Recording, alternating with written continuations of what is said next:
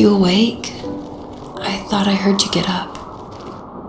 Yeah, I'm awake. Sorry, I just can't sleep. Are you thinking about him? Yeah, a bit. You should get back to sleep, my love. I'm fine. No, it's okay. What else is on your mind? I don't know. It seems weird, but I had one of the most vivid dreams of my life. I saw a fox on a snowy mountain, just looking confused and worried. Those eyes. I can't get those eyes out of my head. She was running in the windy snow, looking for something. Do you think it has to do with you and what's been going on? I don't know. It was just a dream, Rachel. They're not meant to make sense. A lot's happened the past couple days, that's all. Well, if you're not going to sleep anyway, you should tell me. I want to hear. All right.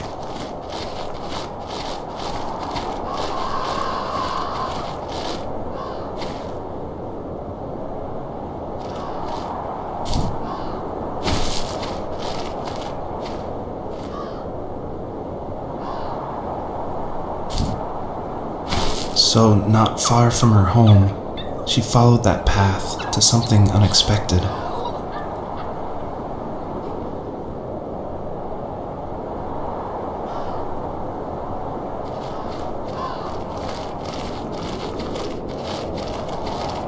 She couldn't stay, though. She had to find her other 2 children. So she took that path. She followed it towards something ancient. Something with answers.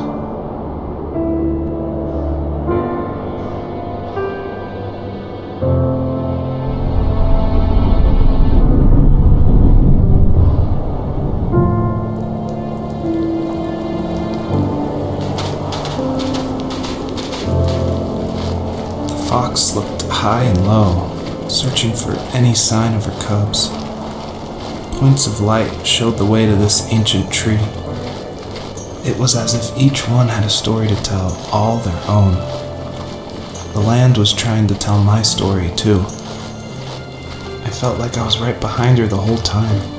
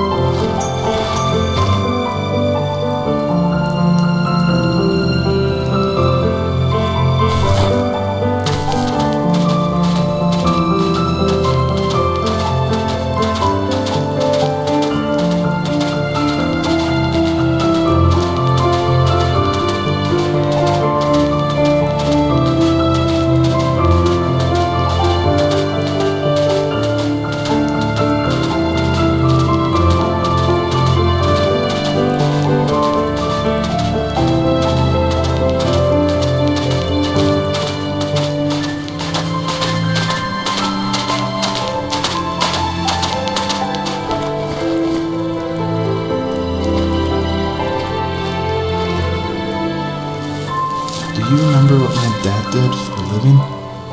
Wasn't he like a lumberjack? That's one way of putting it.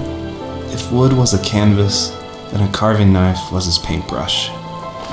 Even after working a 50-hour week, even after his hands were more splinters than skin, he would bring home the nicest piece of Alaskan weeping cedar and make me toys. That wooden train was the first toy I can remember, and I loved it. I just knew from a young age I was going to be a lumberjack, like my father.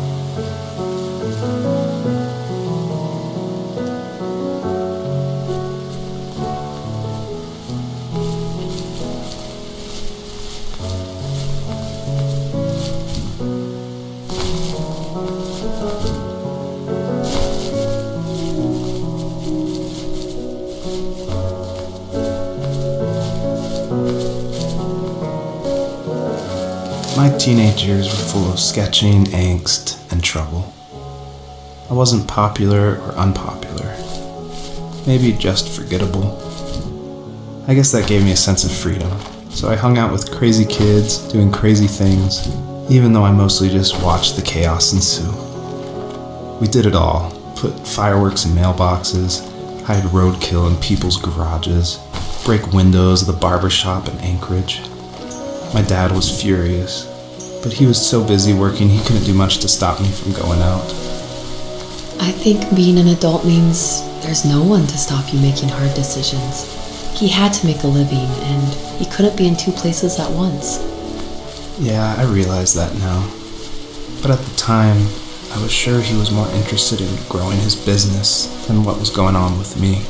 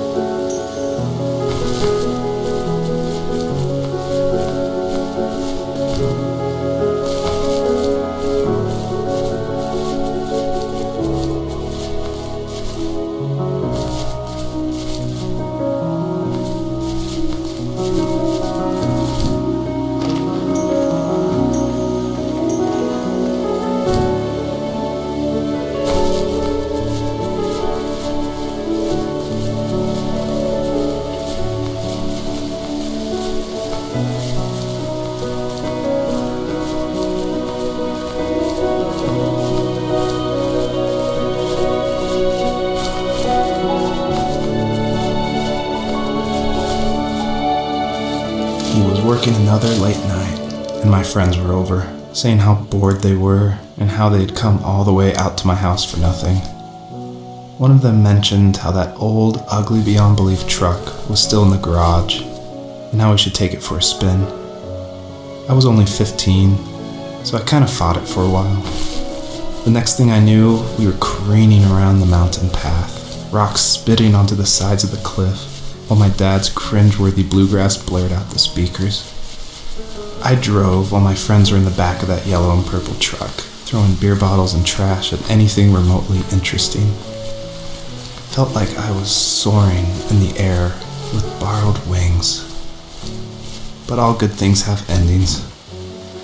A cop outside of Eagle River pulled us over after he saw us in a bottle rocket into someone's yard. What followed was a long night of talking to disappointed adults and feeling smaller than ever.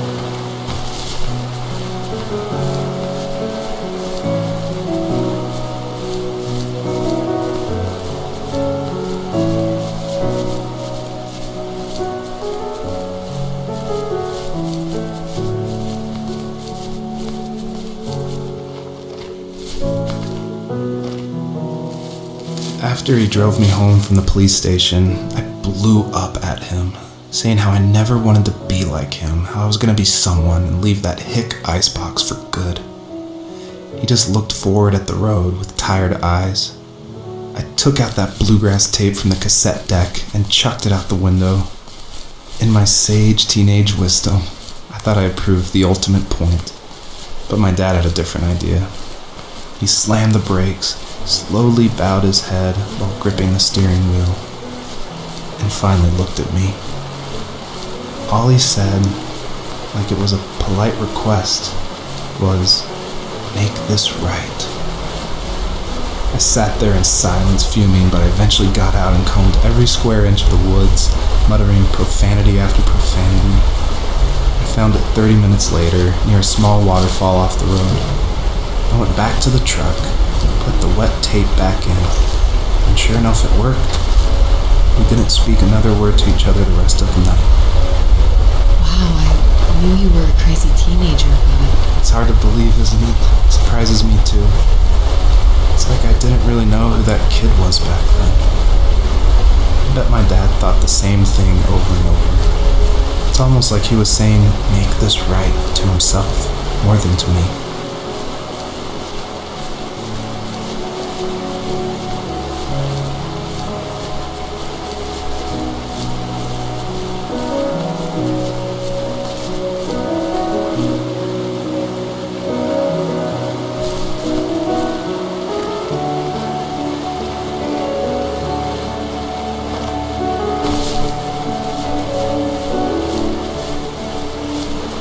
My friends would laugh about that night and talk about how crazy it was, and I laughed along, pretending it didn't bother me. But it did. I imagined my friends growing old in the bush, unable to find that thrill in those godforsaken ice fields. It's like those mountains were a literal wall, keeping me from leaving, where all I would have to look forward to are lumber yards and evening beers. I had to climb over. That was my only goal for a long time.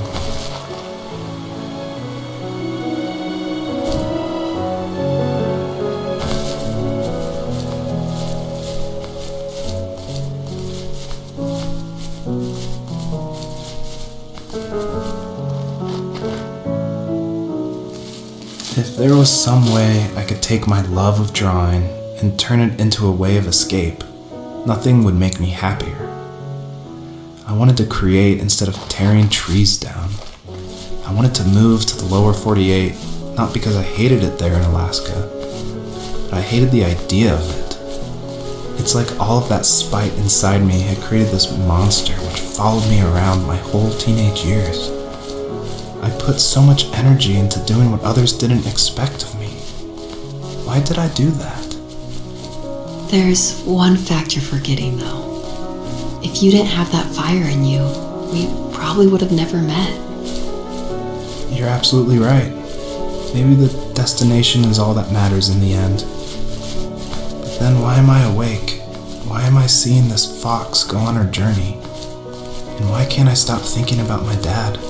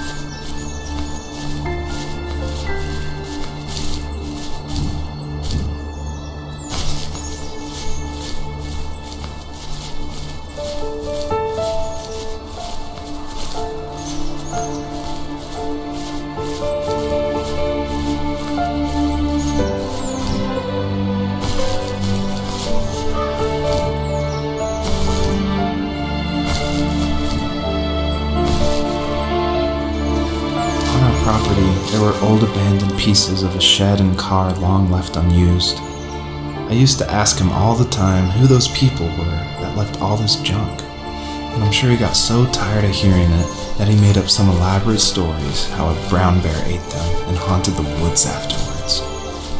What's funny is I think it made those people seem more real. growing up thinking they were still hanging out like they couldn't say goodbye. I used to tell my friends how I could swear I saw spirits move near the water, and that always freaked them out. I guess it didn't bother me, because the way I saw it, they were normal people with old cars and sheds, just trying to figure out how to survive and be happy in the middle of nowhere. It was a cool thought that they didn't want to leave, but I was a weird kid. Well, you had good company since those ghosts liked living in a place where they were brutally devoured.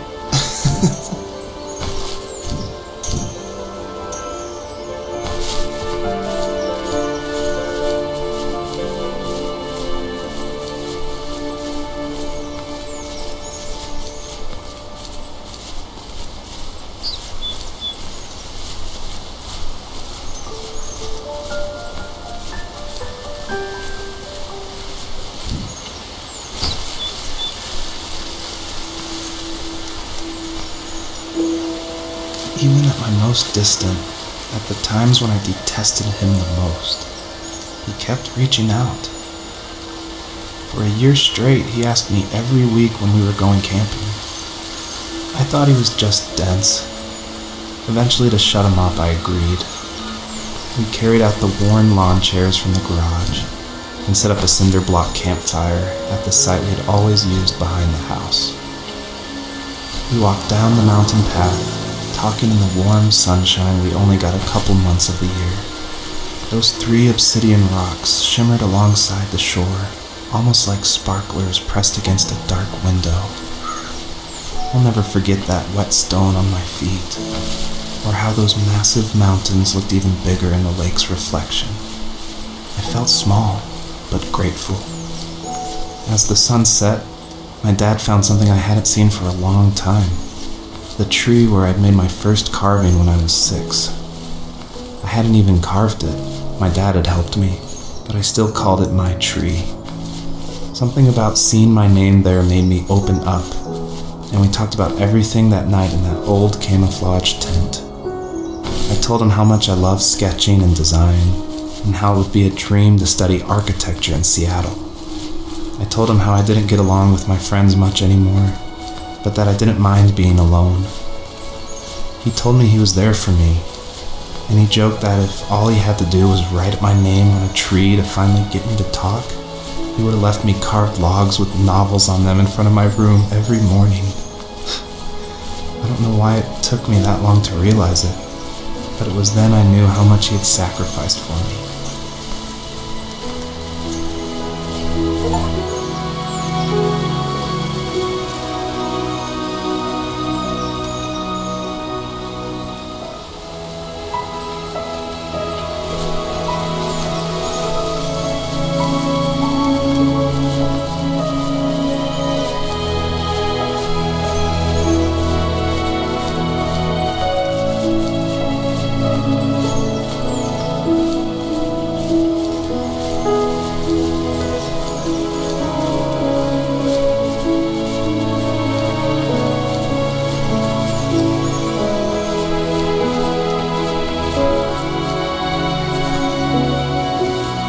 Dad built a lot of stuff in his free time. If he wasn't watching fly fishing or reading Tom Clancy novels, he was carving something. He made tons of birdhouses. Not that he was into bird watching, but I think he really missed working and adding on to the home. If he couldn't afford the time to build onto our own house, he would have to settle with watching birds move into their little homes. We kept an old mattress in the bed of that ugly yellow truck, so we would drive it deep into the woods and then watch the birds fly into their houses while the sun set. Usually it was accompanied by venison jerky or a cold Coke, but not a lot of talking, which is how we both liked it.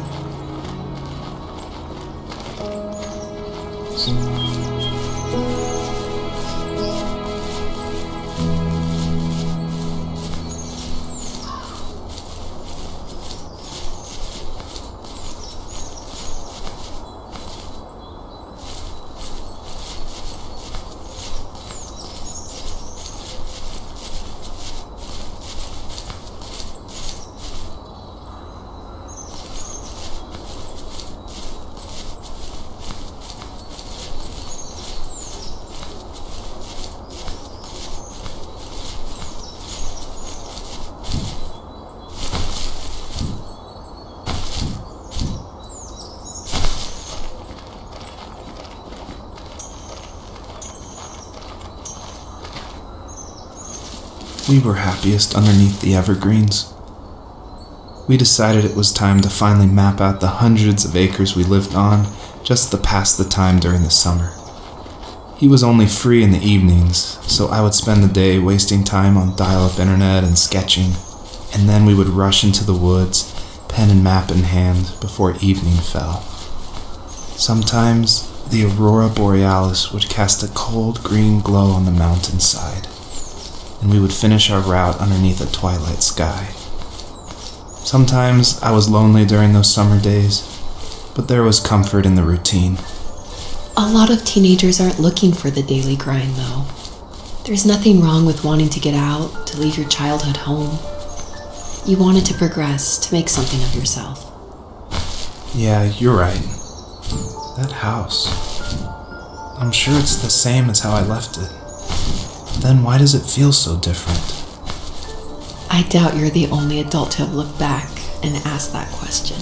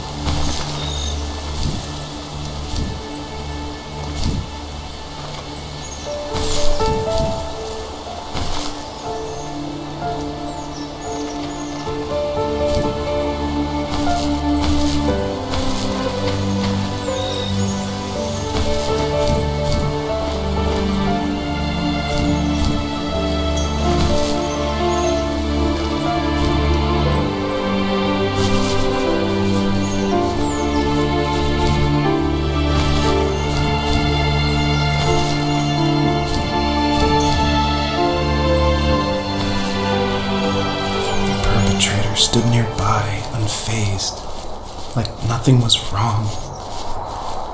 My dad is dead, and he's never coming back, Rachel. I can tell you these stories, but I can never reminisce with him again.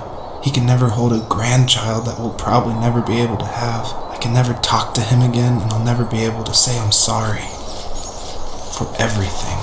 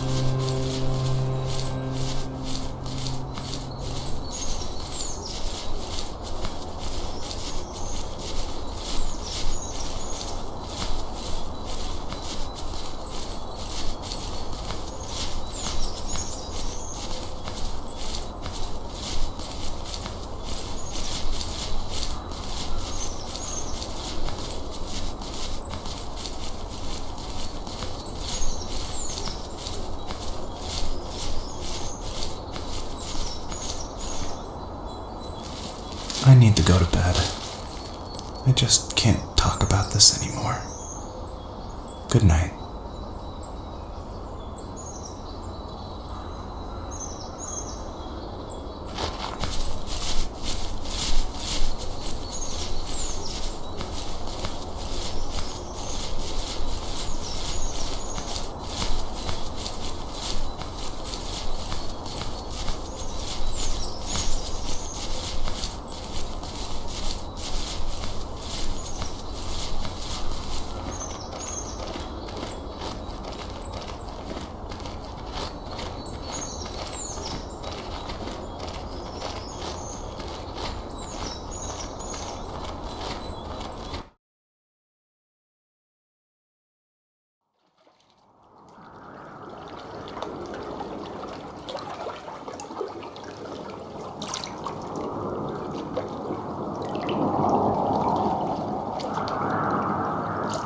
Joseph, you can't go to sleep feeling like this. I'm sorry for everything, and I know you need space, but I'm here for you. You don't need to feel so lost. Joseph, have I ever told you what my mother was like?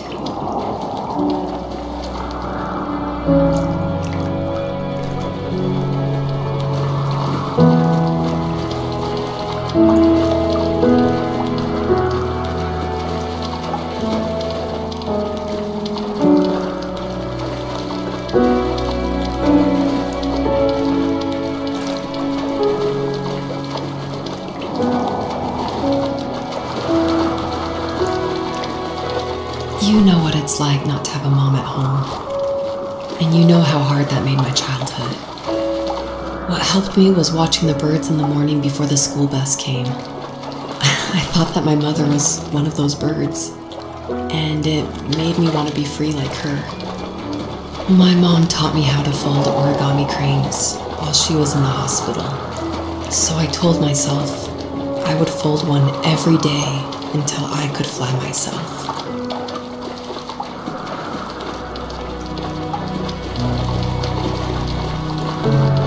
I think we both have always loved animals, and for me that love started with a dog. Sometimes this Rottweiler would come up to our property line and wait at the fence for me, but only once in a while. I was sure to check every day immediately after school, and it usually ended in disappointment. I would even steal money from my passed out dad just so I could buy these off-brand dog biscuits. Even when she did stop by, she never went beyond the fence. Why was she so scared? I think my dad was the opposite of your dad in almost every way, except he was in the military as well. He coped with alcohol of every kind.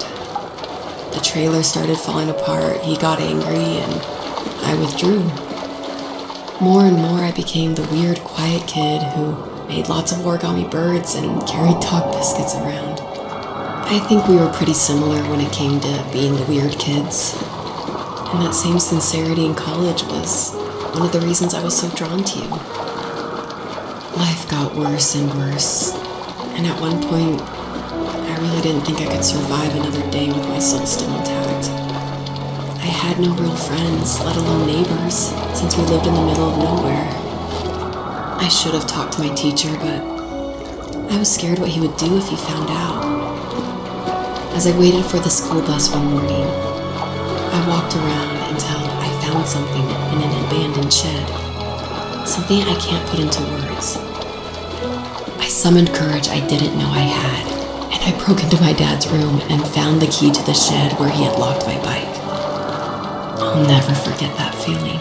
The wind rushing by my ears as the sun rose over fields of wheat. I was flying for the first time. I biked as far as my legs could take me until I found a house that felt friendly and that felt like home. Those strangers helped me in so many ways. And if it wasn't for them, I wouldn't have found my foster family. And if it wasn't for my parents, I wouldn't have met you. You have strength, Joseph, and you're not as alone as you think. It's all just so pointless. Just waiting for life to happen. It's like having the home I always wanted is cursed out of my reach. The thought of being a parent myself. How could I do that when I couldn't even be a good son? I'm sorry. I know what you're saying. I just don't know how things will work out. These quiet hours will turn into years. We'll wonder which roads passed us by. Then we'll forge a new road together. Besides, I discovered for myself that one fateful morning where any hopeful road leads to. There may be thorns and mist, but it always leads to the same thing. And what's that? Family. I'm so glad that you're part of my family, Rachel. And I'm glad you're part of mine.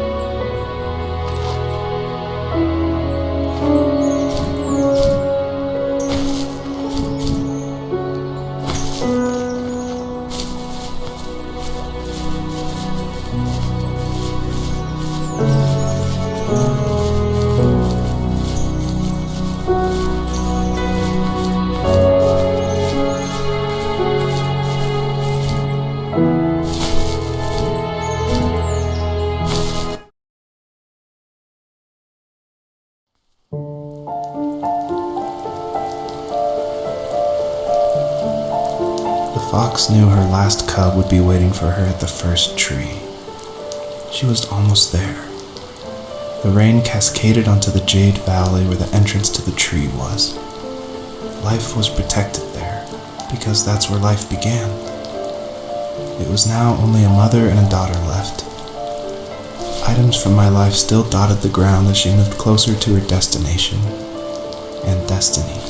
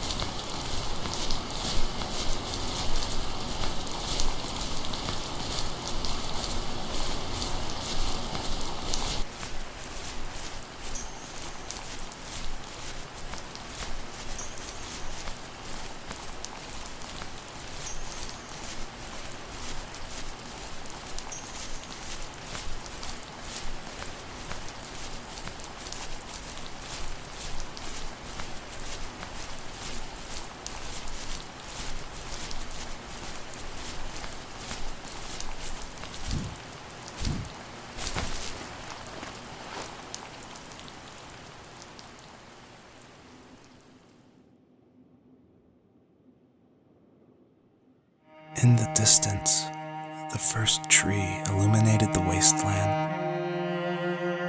She couldn't go home anymore. She did the only thing she was capable of: moving forward. My dad died alone in the middle of the wilderness. I should have been talking to him more. I should have done a lot of things differently. If the first tree on earth brought life with it, if it taught the birds to sing and fly and showed saplings how to grow, what could it do for us?